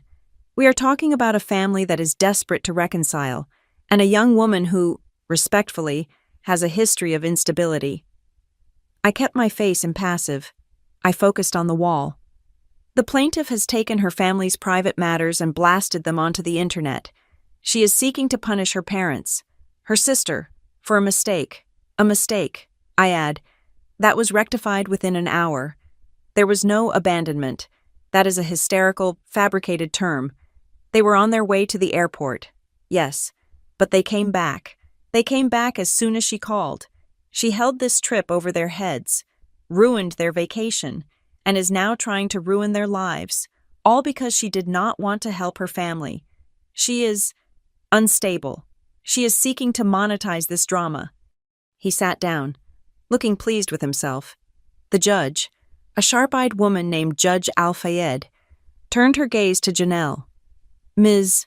Hart, Janelle stood. She was a column of steel-gray silk. "Your Honor," she said, her voice clear and cutting. "Mr. Klein is painting a picture of family drama. I am here to present a timeline of illegal acts. He calls this a misunderstanding. We call it premeditated." She nodded to the clerk. The large monitor, mounted on the wall for the jury box that sat empty, flickered to life. "Exhibit B," Janelle said. "The defendant's own Ring doorbell camera footage, December 24th, 5:08 in the morning." The video played. The courtroom was silent, save for the faint audio from the clip. 4 adults, my father, my mother, Lydia, Evan, 4 suitcases, my mother, laughing at something Lydia said, the click of the door locking, the empty dark porch. 5:08 a.m., Janelle repeated, letting the image of the empty doorway hang in the air. 4 adults, 4 suitcases, 3 minor children left alone inside. My client was not scheduled to arrive for another 5 hours. This was not a misunderstanding. It was a setup. I heard a sharp, choked sob from the gallery. It was my mother. I did not look. Mr. Klein also claims my client was expected, that she was helping her family. Let's address that. Janelle signaled to the clerk again. Exhibit D, an audio recording from December 22nd. My father's voice, the good cop voice, filled the room. It was warm, reasonable, and utterly false. "No one will ask you to watch anyone. I give you my word." The silence that followed the click of the audio ending was heavier this time. I watched Mr. Klein lean over to whisper furiously to my father, who was staring at his own hands. "A direct promise, broken," Janelle said. But the defendants did not stop at lying. When my client enforced her boundary, they slandered her. The screen changed. Exhibit A, the note, my mother's looping cursive, projected 10 feet high. "This will be good experience for you. We have a notarized affidavit from a forensic handwriting expert," Janelle said. Confirming this note was written by the defendant, Carol Diaz, not a request, a directive. The screen changed again, a collage of screenshots. And when my client defended herself publicly, using the defendant's own evidence, they escalated. They began a campaign of defamation. Lydia's post, my 16-year-old diary entry. "She's always been a selfish, lonely sociopath." Carol's post, "My daughter has a history of instability." And finally, Janelle said, her voice dropping, "This, Exhibit G." The counseling intake form flashed onto the screen. My name, my age, 13. Reason for visit, social adjustment issues. The defendant, Evan, publicly posted my client's private medical records from when she was a minor. "This is not family drama, Your Honor. This is not a misunderstanding. This is a vicious, coordinated, and illegal campaign of harassment, defamation, and intimidation. It is a pattern of behavior designed to punish my client for saying one word no." Janelle sat down. The judge looked at Mr. Klein. "Mr. Klein, your response to Exhibit G." Klein stood, flustered. "Your Honor, these are complicated family dynamics. The defendant, Evan, was distraught. He felt his wife was being attacked. He did not. It was a mistake of passion." "A mistake of passion," Judge Al-Fayed repeated, her voice dangerously flat. "Posting a minor's counseling records. I see." She made a note. "Ms. Hart, do you have witnesses?" "I do, Your Honor. I call Mr. Raymond to the stand." My grandfather. He walked to the stand, his back rigid. He swore his oath, his eyes fixed on the judge. "Janelle, Mr. Raymond, you are the father of the defendant. Carol Diaz, Raymond. I am Janelle. And the grandfather of the plaintiff, Serenity Diaz, Raymond. I am Janelle. Mr. Klein has argued this was a one-time misunderstanding. In your observation, how has this family treated Ms. Diaz's availability over the years? My grandfather looked at my mother for the first time. She was weeping into a tissue. He looked away, back to the judge. Raymond. I have watched my daughter and my granddaughter Lydia treat Serenity like an unpaid servant for over a decade. She is not family to them. She is a resource. She's the free childcare. We watched her miss holidays, miss dinners, miss a family wedding, because she was always shuffled into a back room to watch the children. This was not a misunderstanding. This was just the first time she had the courage to fight back. My mother's sob turned into a low wail. Daddy, no. Silence in the court, the bailiff snapped. Janelle called her next witness. I call Mrs. Evelyn. My grandmother, looking frail and furious, took the stand. Janelle. Mrs. Baum Evelyn, you are the plaintiff's grandmother. You have heard the testimony today. You have heard your granddaughter described as unstable and dramatic. How would you describe Serenity? My grandmother clutched the handkerchief in her lap. She looked directly at me. Evelyn. She's a good kid. She's quiet. She's always been the peacekeeper. She takes after her grandfather. Her voice trembled, but she did not cry. She has taken their abuse for years. She just wanted a boundary. She just wanted to be respected. They are not crying because they miss her. They are crying because they got caught. Objection, Mr. Klein shouted. Speculation. Sustained, the judge said. But the court takes the point. Ms. Hart. One final statement, Your Honor, from my client. Janelle had prepped me for this. This was not a cross-examination. This was a statement. I stood, my hands clasped in front of me. I looked at the judge. I did not look at them. Your Honor, my name is Serenity Diaz. I am a content manager. My job is to build narratives from facts. The facts are here. On December 24th, I was the only adult who put the safety of my nephews first. I heard a gasp from Lydia. I did not call the police. I did not call CPS. I gave my family 1 hour to correct a dangerous and illegal situation they had created. When they returned, I left. I did not want to fight. I wanted a boundary. When they chose to escalate, to lie about me publicly, I responded with the truth. And when I responded with the truth, they responded with malice. They published my private thoughts from when I was a teenager. They published my private health information from when I was a child. I am not here for money. I am not here for revenge. I am here for peace. I am asking this court to grant the permanent injunction. I am asking the court to legally enforce the boundary my family has proven they will stomp on, burn down, and slander me for trying to hold. I am asking to be left alone. I am asking for them to be legally forbidden from using my name, my image, or my life, ever again. Thank you. I sat down. My hands were perfectly still. The judge looked at the clock. She looked at Mr. Klein, who looked defeated. She looked at my family, a portrait of narcissistic collapse. I have heard the testimony, Judge Al-Fayed said. I have seen the exhibits. Frankly, I am appalled. The actions of the defendants, particularly the publication of Exhibit G, are not just family drama. They are reprehensible. She gathered her papers. I am calling a 1-hour recess. When I return, I will issue my ruling on the permanent injunction. Court is adjourned. The gavel cracked. Janelle put her hand on my arm, squeezing it. A silent, "Well done." I just nodded, my eyes fixed on the empty chair where my grandfather had sat, and I breathed, for the first time, in a room full of people who had finally heard the truth. When Judge Al-Fayed re-entered the courtroom, she did not waste time. The hour had been a formality, her decision already written. She sat, adjusted her glasses, and looked directly at the defendant's table. I have reviewed the evidence and the testimony, she said. her voice leaving no room for argument.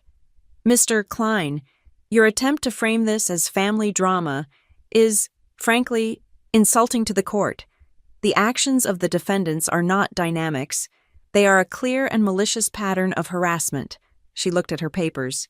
"This court finds for the plaintiff, Serenity Diaz. I find that she has been the victim of defamation, a severe invasion of privacy, and the intentional infliction of emotional distress." My mother, Carol, let out a sound like the air leaving a punctured tire. Lydia began to weep, but this time it was a thin, angry sound. "Therefore," the judge continued, "this court is issuing a permanent injunction against Carol Diaz, Thomas Diaz, Lydia Diaz, and Evan. This is a civil harassment restraining order. Effective immediately, you are prohibited from contacting Ms. Diaz directly or indirectly. You are prohibited from coming within 100 yards of her person, her home, or her place of employment, Northlight Media, and most critically, you are permanently enjoined from mentioning, posting, discussing, or referencing Ms. Diaz, her name, her likeness, or her personal life on any and all social media platforms, public or private. Any violation of this order will result in immediate contempt of court and potential criminal charges."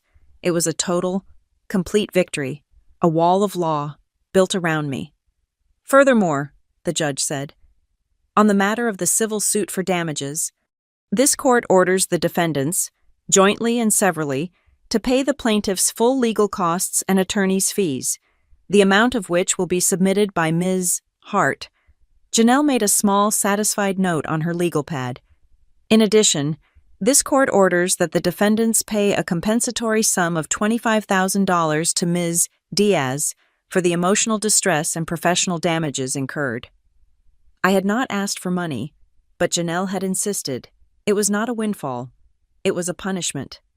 "And finally," Judge Al-Fayed said, "the defendants are ordered to remove every post, comment, and image related to Ms. Diaz from the internet within the next 24 hours. They are also ordered to post a public, court-approved apology, drafted by Ms. Hart, on their respective social media pages, for a period of no less than 30 days. Lydia, upon hearing this, actually shrieked. "An apology? She's the one who—" "Silence," the judge snapped. "One more outburst and I will have you removed. As for the other matters," the judge said, looking at a separate file, "the evidence related to the Harbor Hearts Foundation and the alleged misuse of PTA funds, that is a criminal matter, and I see from this file that the district attorney's office has already opened a formal investigation. This court, therefore, will make no ruling on that. As it is outside my jurisdiction, this civil hearing is concluded." The gavel cracked. It was over. Janelle and I stood. We did not speak. We gathered our files. I walked out of the courtroom, my spine straight, and I did not look back. The consequences did not wait. They began to land, hard and fast, in the days that followed. The first was the public apology. Janelle had drafted a masterpiece of cold legal prose. By order of the Los Angeles Superior Court, I publicly apologized to Serenity Diaz for my actions. My posts were defamatory, constituted an invasion of her privacy, and were a violation of her rights. I have been ordered to pay damages and am permanently enjoined from contacting her. Carol, Lydia, and Evan all had to post it. For 30 days. Their friends, the ones who had chimed in with "so ungrateful," were suddenly silent. The digital town square, their weapon of choice, had been turned against them. Then, the professional fallout. My father, Thomas, was a private wealth advisor. He worked for a small, boutique trust company in Glendale that prided itself on discretion and family values. The reporter, Jenna Koslow, had done her job. She had not been in the courtroom, but she had gotten the public filing. She published a follow-up story. Local woman wins harassment suit against family. Judge cites reprehensible actions. My father's firm, which managed the estates of half of Glendale's elite, could not have that. He was, as I learned from my grandfather. Indefinitely suspended pending an internal review. His name was taken off the company website. The man who had spent his life enabling my mother's cruelty to keep the peace had lost his own. My mother, Carol, faced her own reckoning. The friend on the school board, who had given Lydia no red tape, was suddenly in a panic. The district attorney's formal investigation was not a quiet inquiry. It was a full-blown audit. They were subpoenaing the school district's financials. Carol, as the vocal supporter and proud connection for the PTA's fraudulent activities, was named as a person of interest. Her bragging, her pride in Lydia's genius, was now viewed as potential complicity. She resigned from the school board immediately. For personal reasons, her entire network of important suburban friends, the women she had lunch with and gossiped with, they went silent. She was no longer a connector. She was a liability. The most direct, and perhaps most karmic consequence fell on Lydia and Evan. They owned a small, Instagram-able bakery. The Sweet Life. It was their whole identity. It was how they funded their minivan and their sense of superiority. But their community, the very one they had tried to weaponize against me, was the same one whose PTA Lydia had stolen from. The story was no longer Serenity versus her family. It was local mom embezzles PTA funds for Caribbean cruise. The DA's investigation was sealed, but the rumors, fueled by the civil suit's apology, were enough. People in Glendale loved their kids, their schools, and their bake sales. They did not love being stolen from. The bakery's online reviews, which had once been 5 stars for cupcakes, were now 1 star for embezzlement. Tried to order a cake, but they were busy stealing from children. One review read, "The harbor hearts of this place is pure theft," read another. Their business, which was already on a thin margin, lost 60% of its clientele in 2 weeks. They were forced to lay off their 2 employees. They were losing their house. They were, in short, ruined, not by me, by their own actions, finally brought into the light, and me I felt. Nothing. No, that is a lie. I did not feel triumph. I did not feel a dark, satisfying "I told you so." I did not, as Lydia had accused, monetize my pain. The $25,000 went almost entirely to a trauma therapist and a new security system. What I felt was relief, a quiet, profound, bone-deep relief, the absence of noise, the absence of expectation, the absence of the constant, low-grade dread that had been the soundtrack of my life. The boundary I had begged for, pleaded for, and finally sued for, was now a physical, legal, and social fact. The world had respected it. The silence was, however, incomplete. I had one non-negotiable tie to that family: Mason, Caleb, and Owen. My court order had been precise. It barred Lydia and Evan from contacting me. It did not bar me from contacting the children, a clause Janelle had fought for. But Lydia, in a final, pathetic act of spite, had changed their iPad passwords and disconnected their numbers. For a week, I was cut off. I had nightmares. Then, my grandfather Raymond stepped in.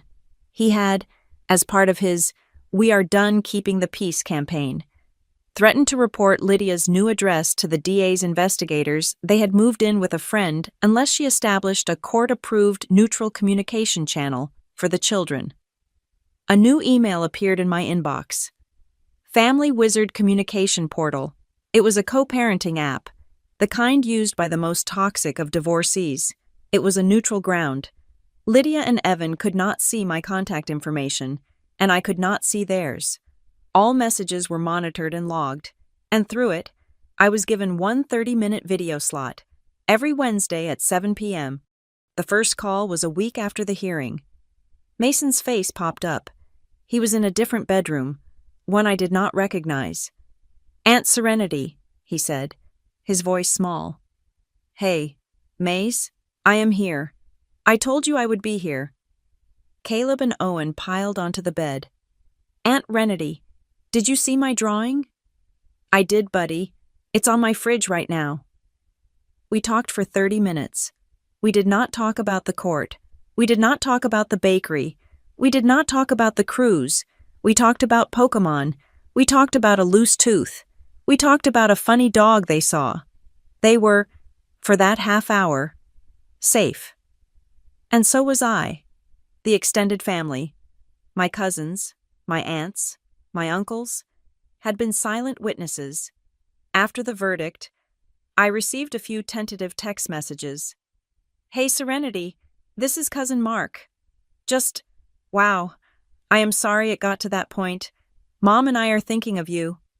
This is Aunt Susan. Your grandmother told me what happened. I am so sorry. Dear, I am ashamed of them."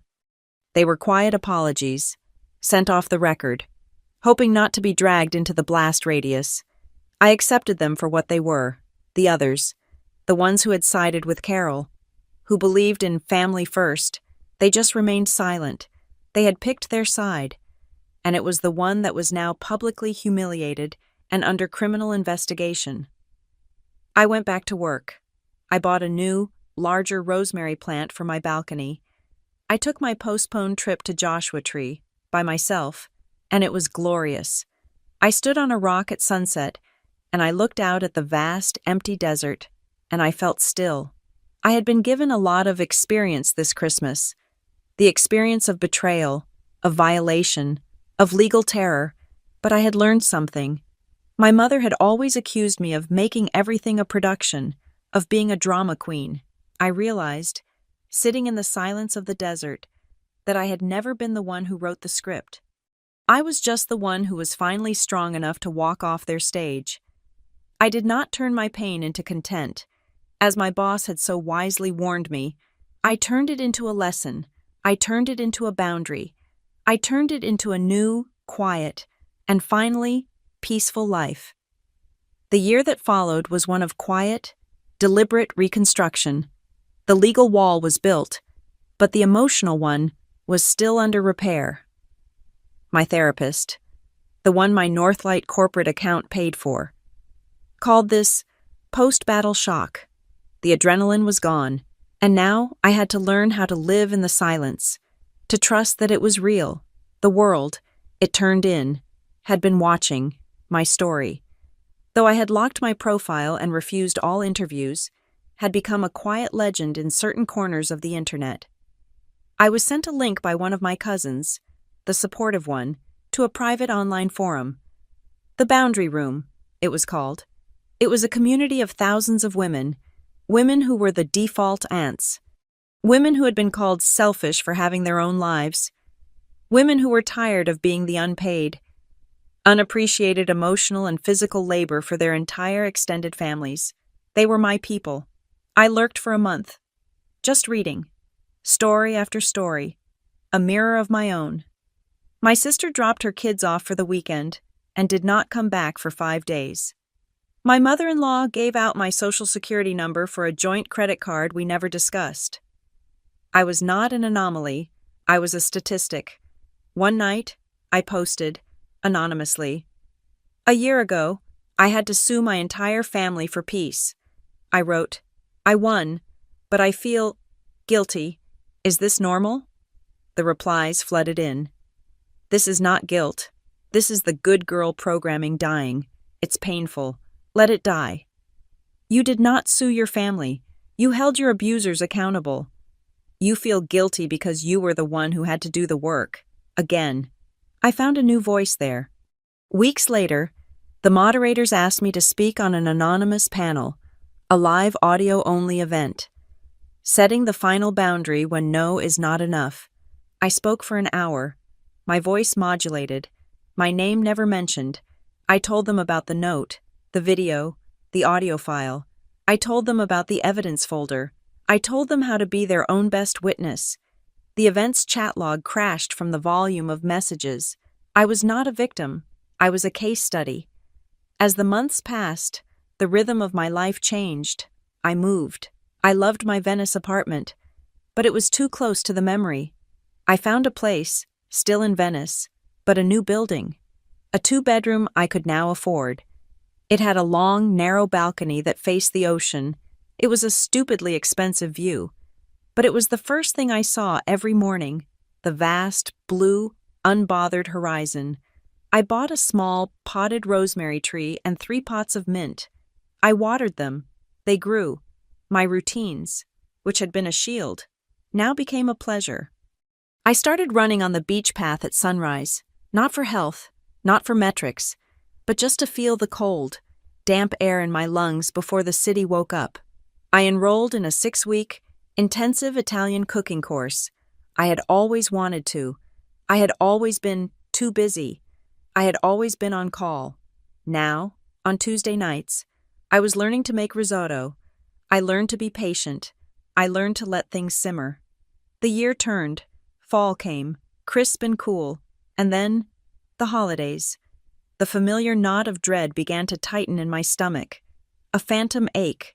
The first week of December, I found myself irritable, jumpy, bracing for an impact that was legally forbidden from ever coming again. Then, a calendar invite popped up from my director at Northlight. Project Friendsmace, mandatory attendance, location, the tasting kitchen, 7 p.m.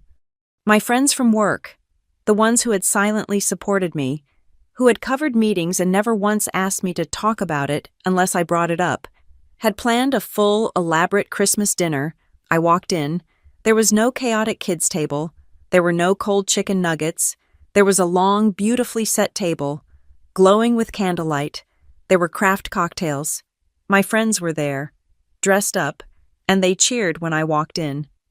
"To serenity," my director said, raising her glass, the only time she ever publicly acknowledged it, for teaching us all a little something about boundaries artwork.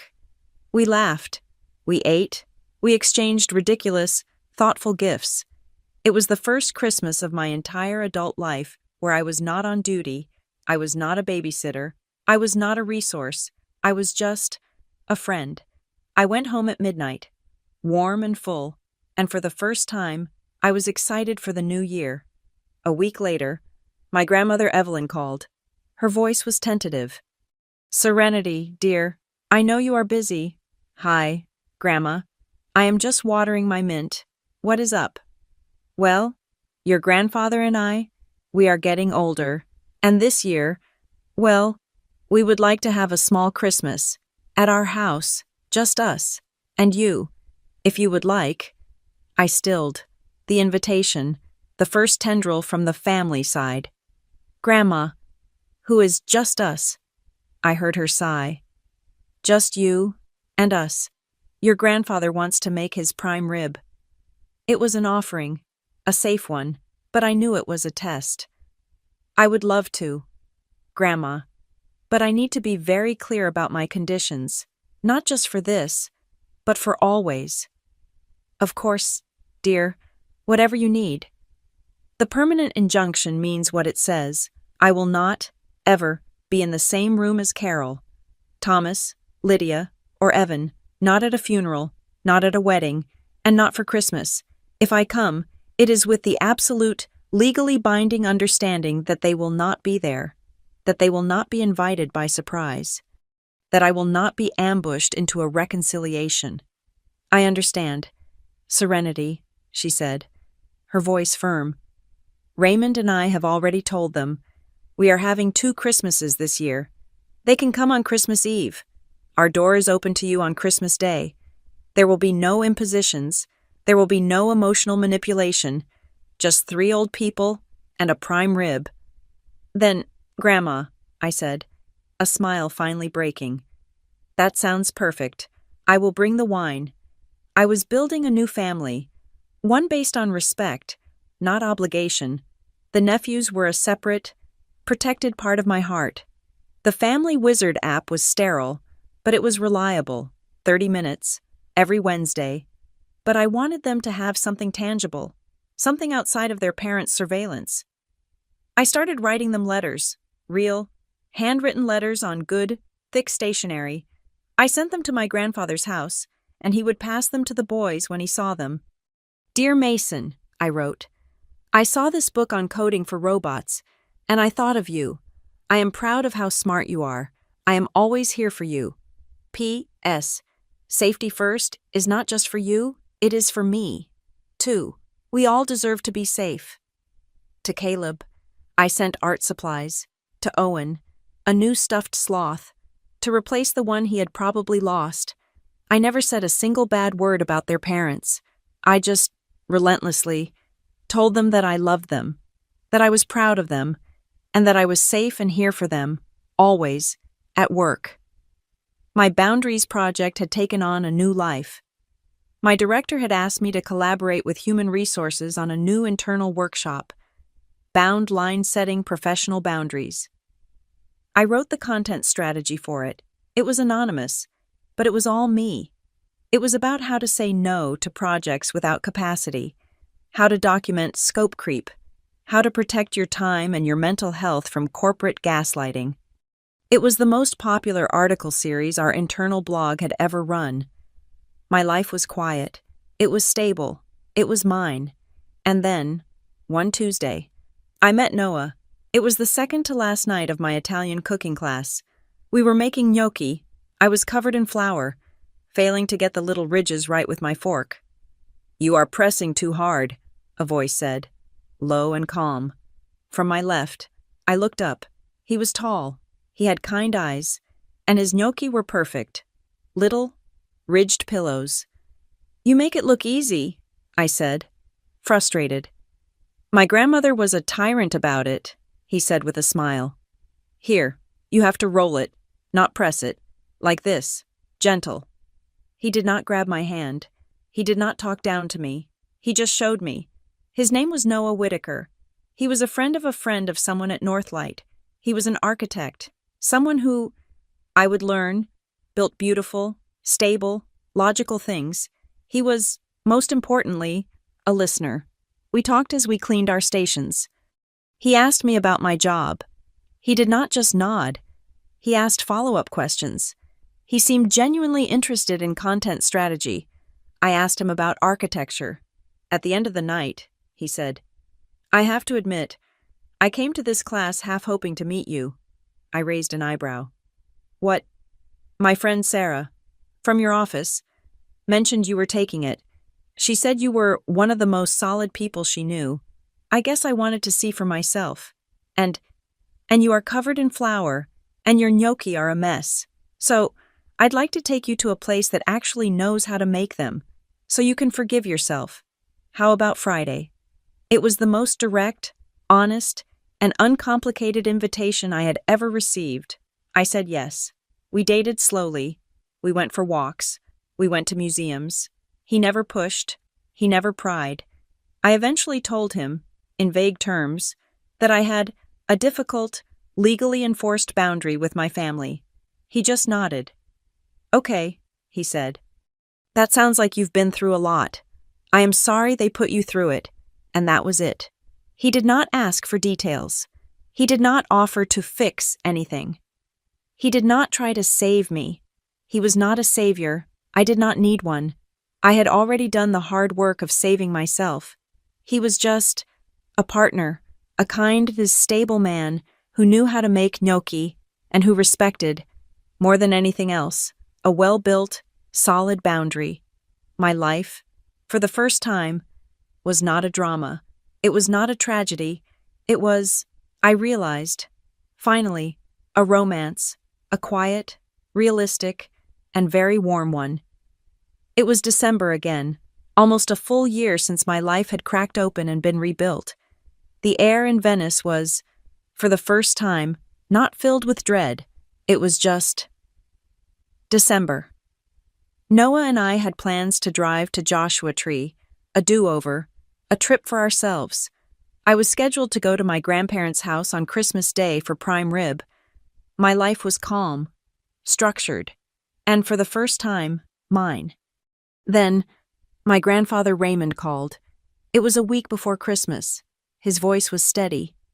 "Serenity," he said. "I have a request, a difficult one." My stomach tightened, a reflex. "What is it, Grandpa?" "They have reached out," he said. "Not to me, to my lawyer. They want to talk." "Talk about what?" I said, my voice going cold. The permanent injunction is clear. There is nothing to talk about. It's about the criminal case, Serenity, and the children. The DA's office is moving forward with the embezzlement charges. Lydia is desperate. They are all desperate. They are willing to sign anything, to do anything. If they can get some kind of structured, reliable access to their sons, they are asking for a mediation. I almost laughed. A mediation, after all this? No. Absolutely not. I am not giving up the injunction. You will not have to, he said, his voice firm. Janelle has already been contacted. This is not a family talk. This is a legal proceeding. A formal mediation with a court-appointed professional. They are petitioning you. They are at your mercy, Serenity, and frankly, they want to negotiate before the criminal sentencing. They are terrified. Janelle thinks you should hear them out. Not for them, for the finality, and for the boys. So, on December 23rd, 2 days before Christmas, I found myself in a beige conference room on the 42nd floor of a skyscraper in downtown Los Angeles. It was not Janelle's office. It was neutral territory. I was there with Janelle. Noah had driven me, kissed my forehead, and said, "Your terms, your boundaries, I will be waiting at the coffee shop downstairs." They were already there. Carol, Thomas, Lydia, Evan. They had their own lawyer. The same rumpled Mr. Klein, who looked even more defeated than he had in the courtroom. The year had not been kind to them. My father looked 10 years older. The suspension from his firm had become a forced retirement. My mother's face was puffy, the socialite smirk completely gone. Lydia was just a ghost. She was thin, pale, and her eyes were empty. The bakery was gone, foreclosed on. They were living in a rental apartment, paid for by my grandparents, under threat of the impending criminal trial. Evan just stared at the table. His shoulders slumped. A woman in a sharp blue suit sat at the head of the table. "Good morning," she said. "My name is Ms. Evans. I am the mediator assigned to this case. I am here to facilitate a binding legal agreement. This is not therapy. This is not a discussion of feelings. This is a contractual negotiation. Are we clear?" We all nodded. "Good. I have in front of me a document, drafted by both counsels. It is an addendum to the civil judgment and permanent injunction already in place. It is a list of terms. We will not be deviating from this list. We are here to sign or to leave." She looked at the four of them. "The defendants have requested this meeting to secure a more formal, predictable visitation schedule with the minor children. In exchange for this, they are offering these additional, permanent, and legally binding concessions. I will read them." She put on her glasses. 1. The defendants will reaffirm, in writing, their public apology and will not contest the civil judgment, now or ever. 2. The defendants will add, in writing, a specific apology for the publication of Ms. Diaz's private diary and medical records, acknowledging the act was malicious and illegal. 3. The defendants will agree to respect all visitation boundaries, as set by Ms. Diaz and her grandparents, and agree that all visitation will be supervised, indefinitely, by a responsible, agreed-upon third party, who will not be Serenity Diaz. She paused. The defendants will sign this first, then Ms. Diaz will sign her portion, which outlines the structured visitation she is willing to grant. Are there any questions? My mother, Carol, raised a shaking hand. "Yes," she whispered, her voice hoarse. I just want to say, Serenity." "No, Ms." Evans said. She did not look up. "But," Carol's eyes were pleading with me, "I just want her to know. It was not." "But," Ms. Evans held up her hand, a sharp, definitive stop. "No, there are no buts in this room. Mrs. Diaz, the word but is how you invalidated a lifetime of your daughter's feelings. The word but is what you told yourself right before you slandered her. We are not here for but. We are here to sign, or we are here to leave. Do you sign? The pen was pushed in front of my mother. Her face crumpled. This was her last, final attempt at manipulation, and it had been snuffed out by a paid professional. She wept, silently. As she signed the paper was pushed to my father. He looked at it. Then he looked at me. His eyes were red. "Sari," he whispered. Janelle cleared her throat. A warning. He shook his head. "No, Serenity." His voice cracked, and it was a sound I had never heard. It was the sound of a man who had nothing left to lose. "I was wrong. I used you. I lied to you to keep your mother happy. It was cowardly, and it was wrong. I am sorry." It was the first time in my 33 years I had ever heard him apologize. I did not cry. I did not soften. I just nodded.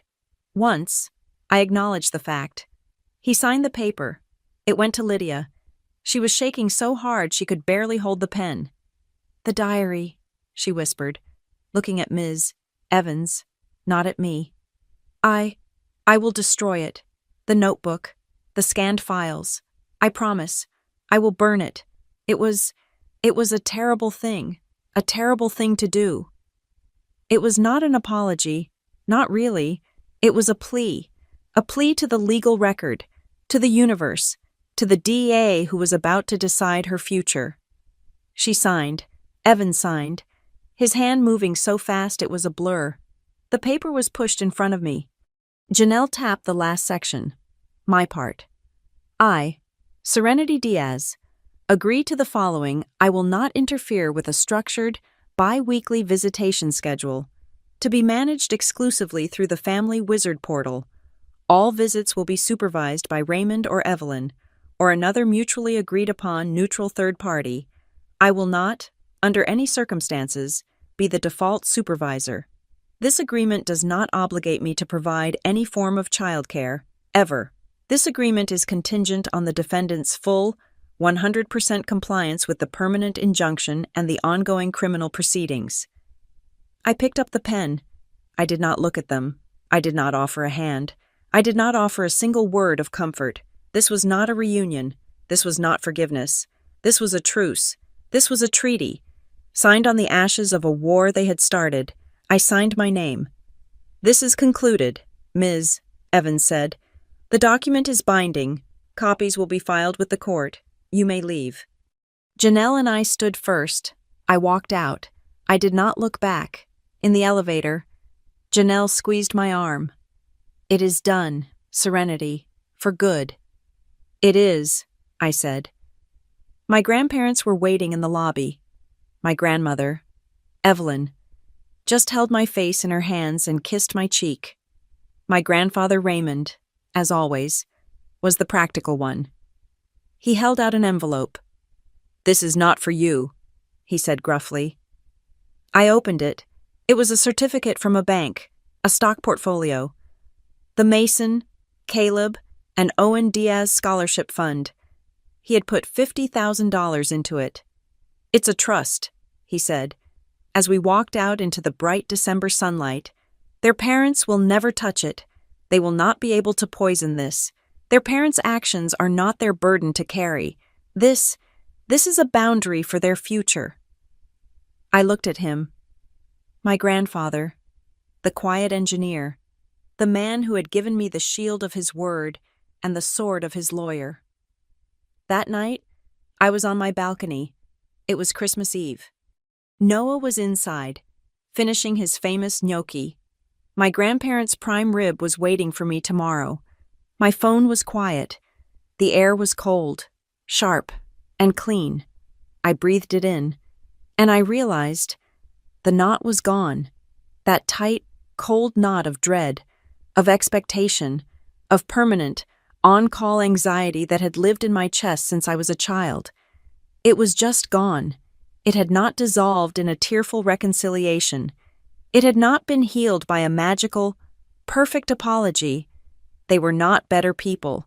They were just broken people, now facing the consequences of their own actions.